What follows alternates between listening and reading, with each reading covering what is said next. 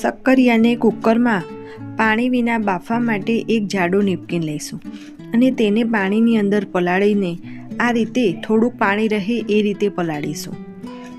ભીના નેપકિનને કુકરની અંદર આ રીતે ગોઠવી દઈશું અને તેની અંદર બધા જ શક્કરિયા એડ કરી દઈશું. આ રીતે શક્કરિયા ગોઠવી અને જે નેપકિન છે તેને શક્કરિયાની ઉપર ઢાંકી દઈશું. શક્કરિયાને નેપકિનથી સારી રીતે કવર કરી લઈશું અને તેની ઉપર 4 થી 5 ચમચી જેટલું પાણી છંટકુડી દઈશું. હવે કુકરનું ઢાંકણું બંધ કરી અને સીટી લગાવી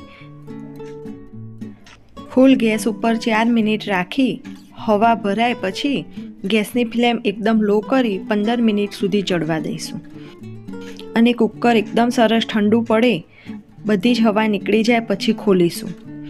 તો આ રીતે એકદમ સરસ શક્કરિયા ચડી જશે.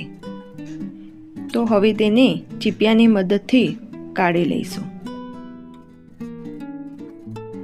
આ રીતે પાણી વિના શક્કરિયા બાફવાથી શક્કરિયા ટેસ્ટમાં એકદમ મીઠા લાગે છે.